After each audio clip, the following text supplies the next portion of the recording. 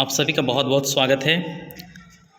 आज आप लोग का जितने भी सरकारी स्कूल हैं एसे 2 हिंदी विषय का परीक्षा हो चुका है और इस परीक्षा में आप लोग का कितना नंबर आएगा आप लोग इस वीडियो को देख के पता कर सकते हैं। तो चलिए देखते हैं। ठीक है, हिंदी का ये प्रश्न पत्र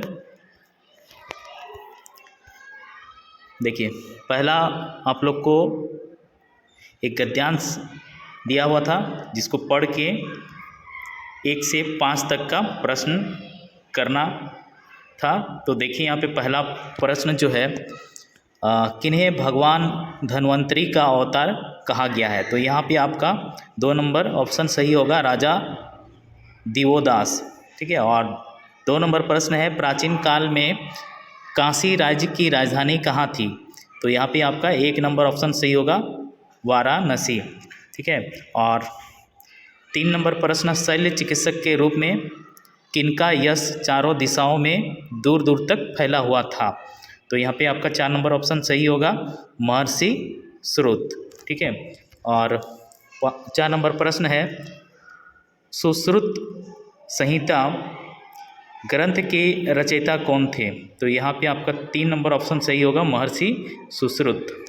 ठीक है, 5 नंबर प्रश्न है देखिए, महर्षि सुश्रुत किसके शिष्य थे। तो यहाँ पे आपका 3 नंबर ऑप्शन सही होगा, राजा दिवोदास। ठीक है, अगला प्रश्न देखिए 6 से 10 तक का प्रश्न आपको इस कविता को पढ़ के इसके आधार पे करना है। ठीक है, हवा में बसंती हवा हूँ। ठीक है, बहुत अच्छी कविता है। तो छठा प्रश्न है देखिए, प्रस्तुत कविता का अंश किस पाठ से ली गई है। ठीक है, तो यहाँ पे आपका आंसर होगा ये 2 नंबर ऑप्शन बसंती हवा। ठीक है, इसके बाद 7 नंबर प्रश्न है प्रस्तुत कविता के कवि कौन है। तो यहाँ पे आपका 1 नंबर ऑप्शन सही होगा, केदारनाथ अग्रवाल। ठीक है, अगला 8 नंबर प्रश्न, फिकर का क्या अर्थ होता है। तो यहाँ पे आपका 3 नंबर ऑप्शन सही है, चिंता। ठीक है, फिक्र कर रहे हैं, चिंता कर रहे हैं। और 9 नंबर प्रश्न है जिधर चाहती है उधर घूमती है वह कौन है। तो ये आपका 4 नंबर ऑप्शन होगा, बसंती हवा। ठीक है, जिधर चाहती है उधर घूम जाती है। इसके बाद 10 नंबर प्रश्न है देखिए, प्रस्तुत कविता में अपनी बात कौन कह रही है। तो यहाँ पे आपका 2 नंबर ऑप्शन सही होगा, बसंती हवा। ठीक है, इसके बाद फिर एक गद्यांश दिया है जिसके आधार पे आपको 11 से 15 नंबर तक का प्रश्न करना है। इस गद्यांश में डॉक्टर APJ अब्दुल कलाम के बारे में कहा गया है। ठीक है, तो उत्तर प्रश्न देखिए, 11 नंबर प्रश्न है स्वर्गीय डॉक्टर APJ अब्दुल कलाम का व्यक्तित्व कैसा था। ठीक है, तो उत्तर में आप लिखिए यहाँ पे सहज और सरल व्यक्तित्व था। ठीक है, अगला 12 नंबर प्रश्न, हमारे देश के पूर्व राष्ट्रपति डॉक्टर APJ अब्दुल कलाम का बच्चों के साथ कैसा बर्ताव था। तो यहाँ पे आपको लिखना था डॉक्टर APJ अब्दुल कलाम का बच्चों के साथ बहुत प्यारा बर्ताव था, इनको बच्चों से बात करना बहुत अच्छा लगता था। ठीक है, और 13 नंबर प्रश्न, डॉक्टर APJ अब्दुल कलाम देश के किस सर्वोच्च पद को प्राप्त किया। तो यहाँ पे उत्तर में आपको लिखना था भारत के राष्ट्रपति पद को प्राप्त किया। ठीक है, वो एक मिसाइल मैन थे लेकिन बाद में ये राष्ट्रपति 11 नंबर के बने। ठीक है, 11वें राष्ट्रपति थे। अगला देखिए यहाँ पे आपको 14 नंबर प्रश्न, डॉक्टर APJ अब्दुल कलाम किस तरह के व्यक्ति थे। ठीक है, तो यहाँ पे आप बहुत कुछ लिख सकते हैं, उन्हें अपने देश से बेपनाह मोहब्बत थी।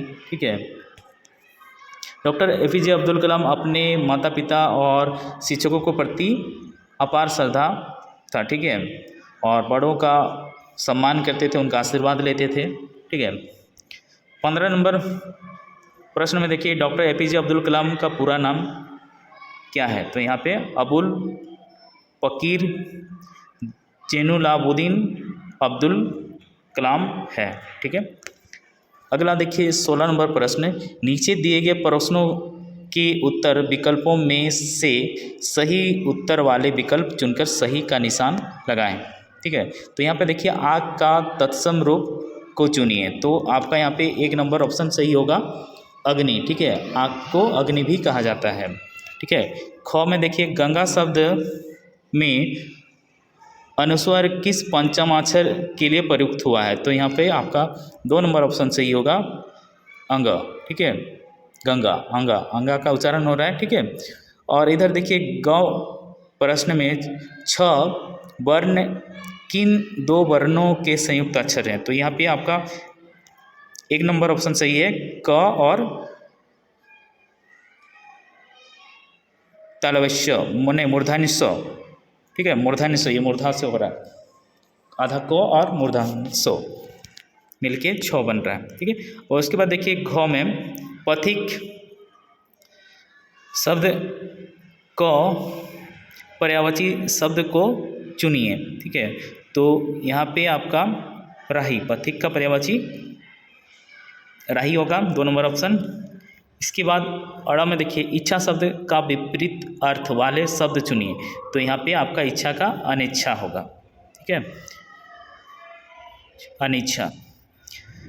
फिर देखिए अपराह्न शब्द का अर्थ क्या होता है? तो यहाँ पे अपराह्न हो गया दोपहर के बाद, 2 नंबर ऑप्शन सही है, वो दोपहर के बाद यानी कि तीसरा पहर।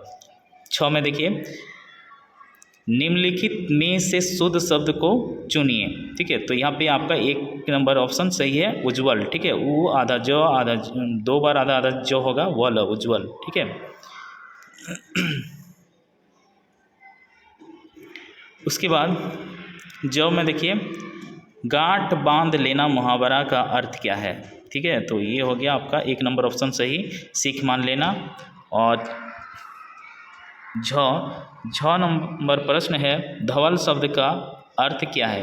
तो यहाँ पे आपका 1 नंबर ऑप्शन सही होगा, सफ़ेद और निर्मल। ठीक है, दोनों ही है।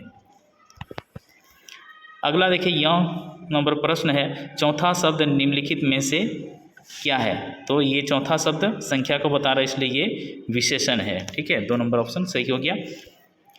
फिर इसके बाद देखिए प्रश्न 17 से 21 जो है इसको आपको उत्तर लिखना है। ये आपका हिंदी का बुक से प्रश्न है। तो यहाँ पे देखिए प्रश्न 17 में धोनी का जन्म कब और कहाँ हुआ था? ठीक है, तो यहाँ आपका उत्तर में लिखना था धोनी का जन्म 7 जुलाई 1981 ईस्वी को रांची झारखंड में हुआ था। ठीक है, रांची जिला का ये झारखंड राज्य में हुआ था। 18 नंबर मनोवैज्ञानिकों की राय में लोग स्वप्न में क्या देखते हैं? ठीक है, तो उत्तर देखिए मनोवैज्ञानिकों की राय में लोग वही स्वप्न में देखते हैं जो वे चाहते हैं, मगर वास्तव में अपनी चाहत पूरी नहीं कर पाते हैं। ठीक है, 19 नंबर देखिए खेती बाड़ी के शिक्षक बच्चों को कहाँ ले गए और क्यों? तो उत्तर देखिए बच्चों को खेती बाड़ी की जानकारी देने के लिए और पौधों के बारे में बताने के लिए कुहिन बत्सु ताल के पास पेड़ की छाया में ले गए।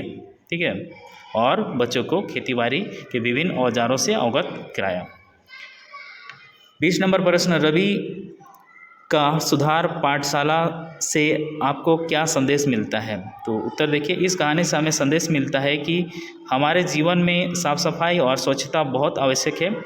देर सवेर हमें यह बात समझना ही पड़ेगा। ठीक है, 21 नंबर प्रश्न देखिए चाचा नेहरू बच्चों के बारे में क्या कहा करते थे?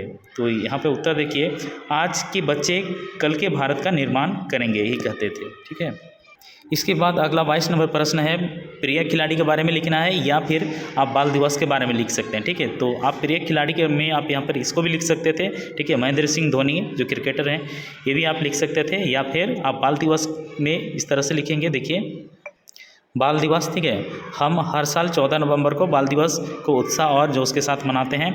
बाल दिवस पंडित जवाहरलाल नेहरू के जन्मदिन पर मनाया जाता है। वह भारत के पहले प्रधानमंत्री और एक महान नेता थे। उन्हें बच्चों से बहुत प्यार था। बच्चों से अधिक स्नेह होने के कारण वे उन्हें चाचा नेहरू के नाम से जानते थे। पूरे देश में बाल दिवस समारोह मनाया जाता है। ठीक है, बाल दिवस पर मिठाई और उपहार लेने का बच्चों में क्रेज होता है। ठीक है, स्कूल और कॉलेज बाल दिवस पर विभिन्न कार्यक्रम आयोजित करते हैं। इस दिन बच्चों के लिए विभिन्न प्रतियोगिताएं आयोजित की जाती हैं। समारोह के पीछे बच्चों में शिक्षा के प्रति जागरूकता ही मकसद है। ठीक है, ये आपको लिखना था। अगला देखिए 23 नंबर प्रश्न जो है ये आपको नीचे दिए गए महेंद्र सिंह धोनी के जीवन से जुड़े वाक्यों को सही क्रम में सजाकर लिखें बोल रहा है। ठीक है, तो यहाँ पे आप जैसे सही क्रम क्या होगा, देखिए पहले तो उनका जन्म होगा। ठीक है, तो यहाँ पे आप 2 नंबर को 1 नंबर में आपको लिखना है और उसके बाद 3 नंबर जो है उसको 2 में लिखिए और 1 नंबर को 3 नंबर में लिखिए, फिर 4 और 5 वो वैसे ही रहेगा। ठीक है, फिर अंतिम प्रश्न था चित्र को देखकर उसमें छिपे भावों को एक अनुच्छेद में लिखें। ठीक है, इस पर निबंध लिखना है। जैसे कि यहाँ पे दिखाई दे रहा है एक खेल का मैदान है जहाँ पे बहुत सारे बच्चे खेल रहे हैं। ठीक है, तो इस तरह से आपको करीब 10-15 लाइन में लिखना था। ठीक है, तो ये प्रश्न आपका यहीं पर ख़त्म हुआ। आप लोग बताइए कि आप लोग का कितना नंबर आ सकता है, कमेंट करके बताइएगा।